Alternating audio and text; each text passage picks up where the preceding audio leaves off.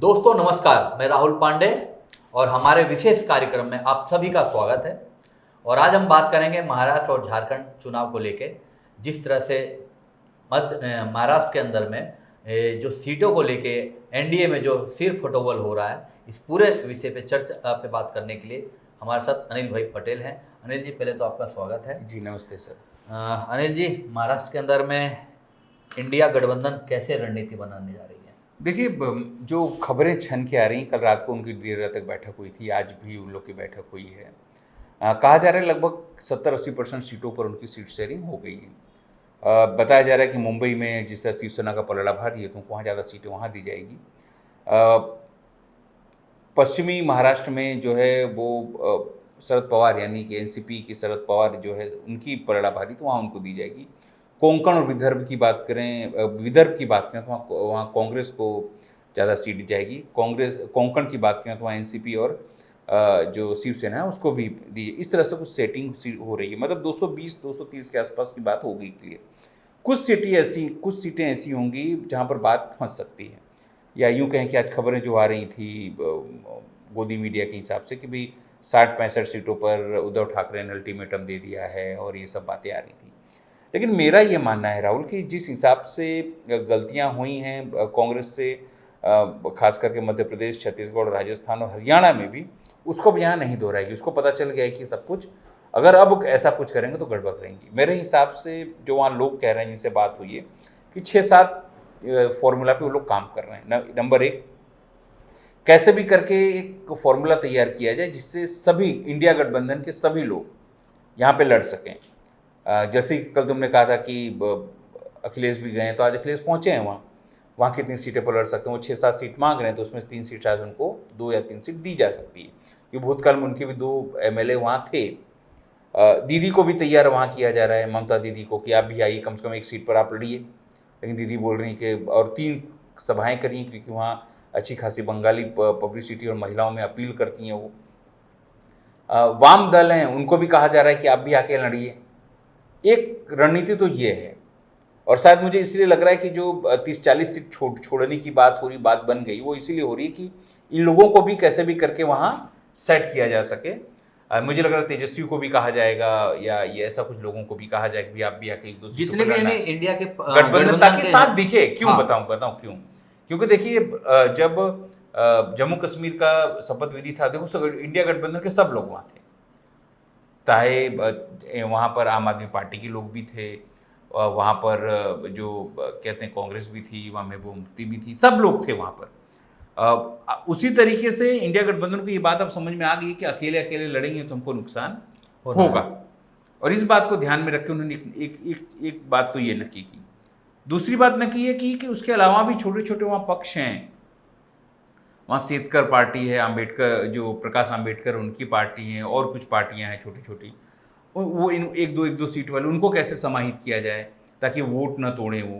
क्योंकि जो गलती उन्होंने की हरियाणा में, देखिए, एक जगह 10 लोग अपक्ष में हो रहे हैं, जो कोई 40 वोट तोड़ रहा है, कोई 50 वोट तोड़ रहा है, मिलते जुलते नाम रख के, और काफी मार्जिन भी नहीं है। हाँ, मतलब 500 से 1000 जैसा मार्जिन है। हाँ, तो वो सब जो है वो उसको कैसे भी करके एकोमोडेट किया जाए, उन लोग को कैसे मतलब साथ में लिया जाए, एक रणनीति ये बनाई जा रही है। दूसरी महत्वपूर्ण जो रणनीति ये है कि कम से कम जो विपक्ष में, मतलब जो लोग सामने हैं, वो कैसे कम से कम हमको नुकसान किया जाए, खास कर जो है जातिगत संरचना के हिसाब से। वहाँ कहीं ऐसा ना हो जाए कि मराठा वर्सेस ऑल हो जाए, जैसे वहाँ हरियाणा में हुआ, जाट वर्सेस ऑल हो जाए। तो वो कैसे सेट किया जाए? तो लोग कहते हैं कि जो जरांगे वो किसके आदमी हैं? तो जो जरांगे हैं वो शरद पवार के ही आदमी हैं, और एकनाथ शिंदे को भी उनको मदद मिलती है। इसलिए जब भी वो कुछ बोलते हैं, वो किसको बोलते हैं? तो वो फडणवीस को बोलते हैं। अब देखो ना, वहाँ फडणवीस को बोलते हैं, वो एकनाथ शिंदे को कुछ नहीं बोलते हैं।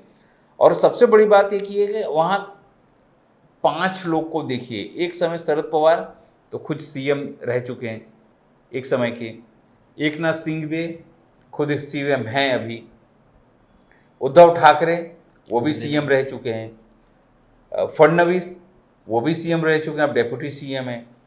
लेकिन अजीत पवार ऐसे हैं जो डेप्यूटी सीएम रहे हैं, वो उस तरफ थे तब भी डिप्टी सीएम, इस तरफ थी तब भी डिप्टी सीएम। इतना सारा सब कुछ किया उन्होंने, पैसे बांटे और किसानों को माफ़ी की बात करी, सब कुछ करी, फिर भी उनके मन में ऐसा डर है कि कहीं बात बिगड़ गई तो, कहीं बात बिगड़ गई तो, ऐसा मन है। इसलिए अंत तक सब कुछ वो हाथ पैर मार रहे हैं।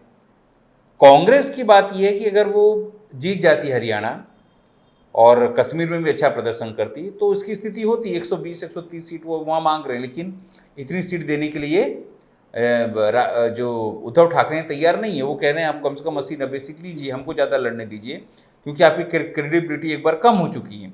लेकिन कांग्रेस का कहना ये है कि भैया हम एक सीट थे 2019 से 2024 में हम एक अपक्ष की जोड़ दें तो हम 14 से हैं, सबसे ज़्यादा हैं अभी यहाँ पर।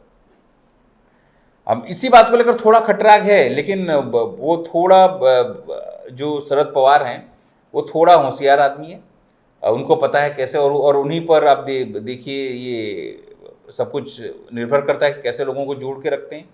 अब देखिए दोनों के लिए पूरी मुश्किल क्या है वो अब गणित समझिए। एक समय शिवसेना यानी उद्धव ठाकरे वो बीजेपी में हुआ करते थे, यानी बीजेपी की साथी हुआ करते थे, सहयोगी हुआ करते थे, कट्टर हिंदुत्व की बातें करते थे, और उन्हीं के साथ जो है वो हुआ करते थे एकनाथ शिंदे, ठीक है। और सामने की अगर हम बात करें तो वहाँ कांग्रेस अलग होती थी, और कांग्रेस अलग होने के बाद एनसीपी भी अलग होती थी। एनसीपी के साथ कौन था तो अजीत दादा पवार उनके साथ हुआ करते थे। कभी भी जो उनका गठबंधन था, मतलब शिवसेना और बीजेपी का, वो कभी सेकुलरिज्म की बात नहीं करता था। उसी तरह हिंदू कट्टरता की बात जो है, हिंदू कट्टर वाले हम हैं, हमको वोट दीजिए हिंदुत्व के नाम पे, वो कभी बात जो है वो ना तो एनसीपी ने किया ना तो अजीत दादा पवार ने किया। अब स्थिति कैसी है आप देखिए, जो लोग हिंदुत्व में से टूट के आए इनके साथ में, किनके साथ में, एनसीपी के साथ में, या जो नकली एनसीपी जिसको कहते हैं, जो शरद पवार की एनसीपी नहीं, हालांकि असली वही है। अजीत दादा पवार को उस पार्टी के साथ में जाके वोट मांगना है जो कट्टर हिंदुत्व की बात करती है। अभी तक वो किसकी बात करते थे, सेकुलरिज्म की बात करते थे। क्या कहते थे, सेकुलरिज्म। अब किसके साथ जुड़े हुए हैं वो, अब हिंदुत्व का झंडा लेकर उनको चलना पड़ रहा है। तो वो जाके उन वोटर को, अपने मुस्लिम वोटर को कैसे कन्विंस करेंगे, एक सवाल है ना, क्योंकि अब उनके साथ में जो अलायंस में वो हिंदुत्व की बात करता है, उन पे कैसे भरोसा करेंगे। अब दूसरी बात, अब वो लोग जाके कैसे, वो जो कट्टर हिंदुत्व की बात करते हैं वो जाके कैसे मुस्लिमों से बात करेंगे, जैसे कि एकनाथ शिंदे कैसे जाके बात करेंगे भी हमको मुस्लिम दो टिकट, मतलब मुस्लिम हमको वोट दे, वो तो बात कर ही नहीं पाएंगे। वही स्थिति उद्धव ठाकरे की भी है। उद्धव ठाकरे भी तो हिंदुत्व के नाम पे वोट मांगते थे, अब वो कांग्रेस के साथ में और एनसीपी के साथ हैं। ये सब साफ छुछुंदर वाला हो गया। हाँ, अब लेकिन वो तो हालांकि वहाँ झुग्गी झोपड़ियों में घूम रहे हैं, मुस्लिमों के बीच में घूम रहे हैं, वो बोल रहे हैं भैया अब हम सेक्युलर हैं, आप हमको वोट दीजिए, हम पर विश्वास करके देखिए। मतलब इनके साथ स्थिति यह है कि ये तो शायद हो सकता है कि इनके पास दो बड़े लोग हैं, एनसीपी खुद और कांग्रेस। तो माइनॉरिटी वोट, दलित वोट, वो कांग्रेस के लिए, वो कांग्रेस अपना वोट बैंक समझती है। लेकिन अब ये भी तो तोड़ेंगे हिंदुत्व का वोट। कौन तोड़ेगा, उद्धव ठाकरे जो हैं वो बीजेपी का वोट तोड़ेंगे, या एकनाथ शिंदे का वोट तोड़ेंगे हिंदुत्व के नाम पर। लेकिन जो सेकुलरिज्म वाला वो शायद अजीत दादा पवार ना तोड़ पाए, क्योंकि भाई चेहरा जो है वो जो शरद पवार का वो तो सेकुलर चेहरा है, या कांग्रेस या राहुल गांधी की बात करेंगे तो वो सेकुलर की बात करेगा। मतलब यहाँ भी जो दिक्कत है वो उनके साथ दिक्कत है, महायुति के साथ में, महाविकास अघाड़ी के साथ नहीं। महाविकास अघाड़ी है यहाँ यानी इंडिया गठबंधन। महायुति की हम बात करें तो समझने का आपको ये एनडीए गठबंधन है। चलिए अब एनडीए और की तरफ चलते हैं हम लोग। एनडीए में सीट शेयरिंग को लेकर क्या कैसे पेच फंस रहा है? देखिए एनडीए में तो सिर फुटअव्वल हो रहा है। अब एक समय आपने क्या किया, जो ड्राइवर था उद्धव ठाकरे का, वो ड्राइवर को आपने तोड़ लिया, भाई अब छोड़ उसकी बस चलाना, तो हमारी बस चला, ठीक है, आपने उसको ड्राइवर बना दिया। अब वो आपको बोल रहा है सर उतरिए, ज़्यादा लोड हो जाएगा तो गड़बड़ है, आप उतरिए, कहीं बस पलटी ना मार जाए। अब देखो मैं तो ऐसे ही चलाता हूँ, उतरिए आप। हाँ। अब नहीं चढ़ पाओगे, सब मेरे लोग ही चढ़ पाएंगे। मतलब ड्राइविंग का एक्सपीरियंस मेरे पास पहले से 120 सीटें वो मांग रहे हैं। हालांकि दिल्ली में उनकी बैठक है, दिल्ली, क्योंकि यहाँ बात बनी नहीं। अमित शाह आए 2-3 दिन बैठे, लेकिन यहाँ बात बनी नहीं। उन्होंने बोला दिल्ली आओ, सब भाई दिल्ली गए, वहाँ सीट शेयरिंग करेंगे, हो सकता है रात तक या कल तक हो भी जाए। लेकिन बात यही है कि अब वो बोल रहे हैं कि भैया आपको लेकर एंटी इनकम्बेंसी है, आप जो है आप 9 सीटें जीते हैं तो मैं भी कम सीटें नहीं जीता हूं, मैं भी 7 सीटें जीता हूं। बीजेपी के लोग कह रहे हैं कि हमारे वजह से आप सीएम हो, एकनाथ शिंदे को, तो एकनाथ शिंदे के ग्रुप क्या कह रहा है, जो आपका पीएम है वो भी हमारी वजह से है। अब समझो, यानी बार्गेनिंग खुलकर हो रही है। अमित शाह ने, नहीं पूरी बात कर लो, अमित शाह ने एक बार यहां तक कह दिया कि भैया हमारे लोगों ने आपको सीएम बनाने के लिए बहुत कुर्बानियां दी हैं। उनका इशारा जो था वो देवेंद्र फडणवीस की तरफ था कि हमारा सीएम, उसको डेमोशन करके क्या डेप्यूटी सीएम बना दिया, फिर भी आप नहीं समझ रहे हो यार। तो उसने बोला भैया आपकी तो सरकार ही नहीं बन रही थी, हमारे साथ जुड़े हुए हैं आपके साथ में, तब जाके आपका व्यक्ति जो है पीएम बना हुआ है। मतलब वो 120 सीट चाह रहे हैं, कह दिया भैया आपके खिलाफ में तो एंटी इनकम्बेंसी, आप जितने ज्यादा लड़ाओगे उतने ज्यादा हारोगे। और अजीत गुट भी 80 सीट वो भी 50 से कम पे लड़ना नहीं चाह रहे, क्योंकि उनको ऐसा लग रहा है कि अगर कम लोग हमारे आए और जीते तो जो मलाईदार मुझे पोर्टफोलियो मिला है गृह विभाग जैसा, वैसा मिलेगा नहीं। और जिस तरह से वो 4 पे लड़े थे और 1 कैसे जीते, अपनी पत्नी को भी नहीं जिता पाए थे वो, इतना पैसा सब कुछ खर्च करने के बावजूद भी। मतलब ये सब दिक्कत उनके साथ भी है। बीजेपी चाह रही है कि कम से कम हमको 160 सीट चाहिए, ताकि 160 से, पिछली बार 103 आए थे, तो कम से कम 110, 120 सीट या 130 सीट तक हम जीते हैं, तो खाली जीत का जो मार्जिन है तोड़ फोड़ करने लायक हम रहें। कल उठ के उद्धव को भी प्रेम से मना लें कि भैया चलो सॉरी, जो हुई गलती माफ करो।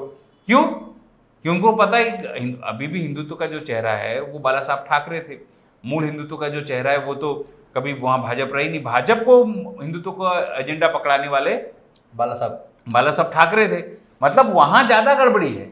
वो ये कह रहे हैं भैया पैसा हम बांट, योजनाएं मेरी, सब कुछ मेरा, बावजूद इसके अगर सीएम भी मैं ही हूं तो स्वाभाविक आपको मुझे ज्यादा सीट देनी पड़ेगी।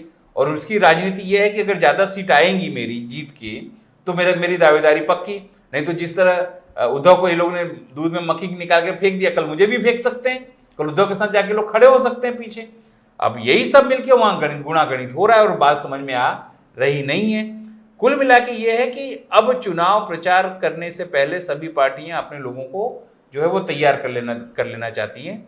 अब स्थिति ये है कि अब बीजेपी के जो लोग हैं अलग अलग जगह पर, क्योंकि सीट शेयरिंग में अब समझ में आएगा लोगों को कि अब यहाँ से तो हमारी सीट जाएगी, लोकल जो नेता जितने नेतागिरी करते रहे वो जाएगी, तो विरोध कर रहे हैं वो कि भैया अब यहाँ मत दीजिए, हम लड़ेंगे, हम अपक्ष में लड़ेंगे।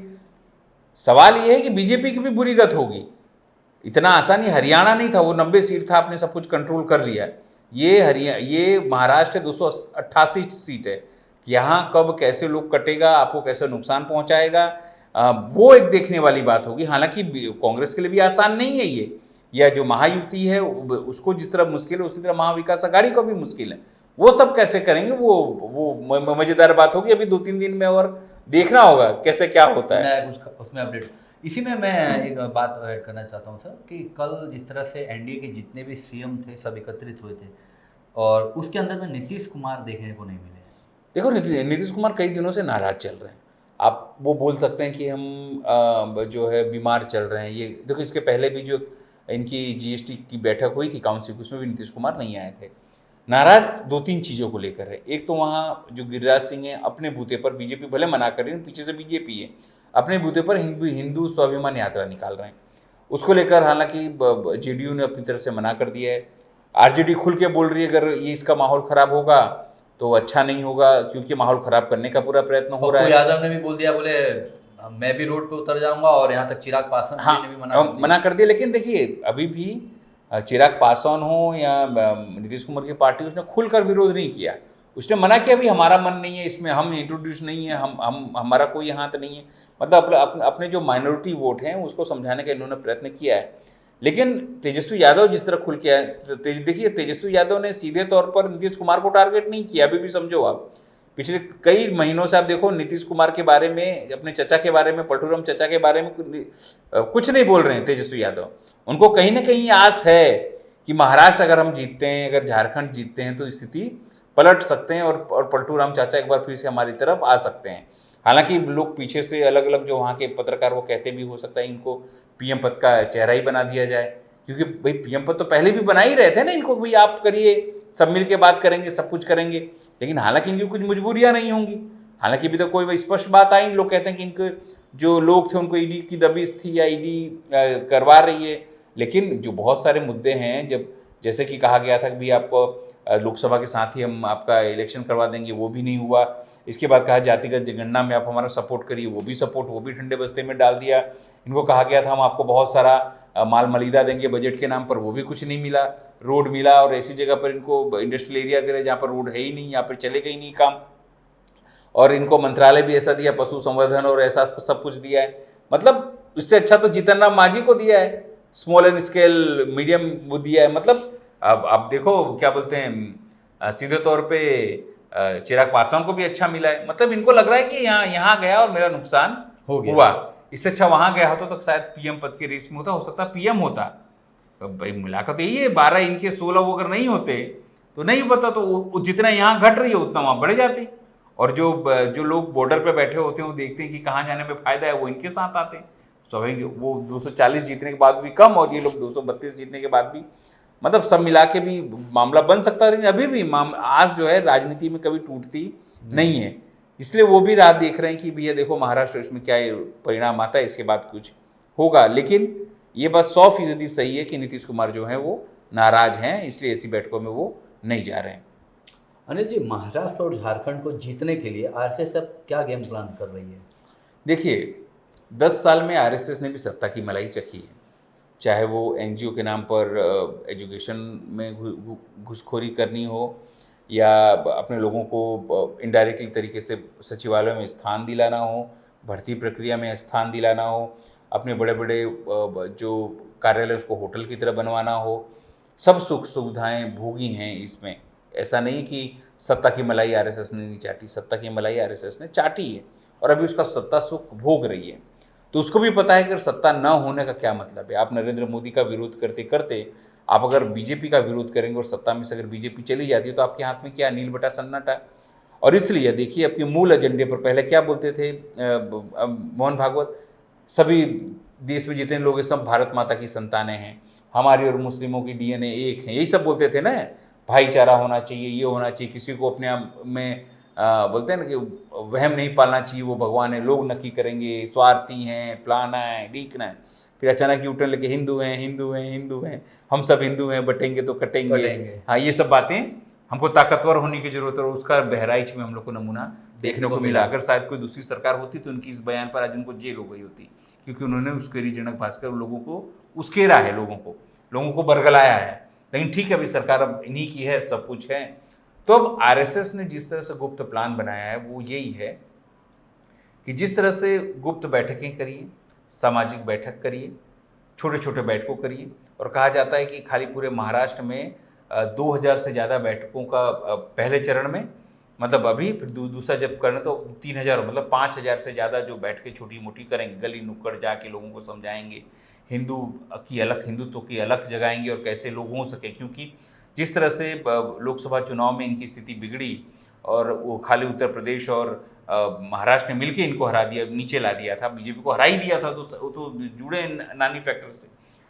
तो वही सब मिला के आरएसएस यहाँ पर भी और झारखंड में आदिवासी विस्तारों में भी अलग जगाएगी, और एक एक वोट कैसे कीमती, कैसे पड़ना चाहिए, वो भी उसका कामगिरी वो अपने हिसाब से करेगी। मतलब आरएसएस जो है वो पूरे इस प्लान के तहत काम करेगी कि कैसे भी करके महाराष्ट्र में तो सत्ता आ जाए, जिससे नागपुर बचा रहे, नागपुर की भी सत्ता बचा रहे और तूती उसकी बोलती रहे।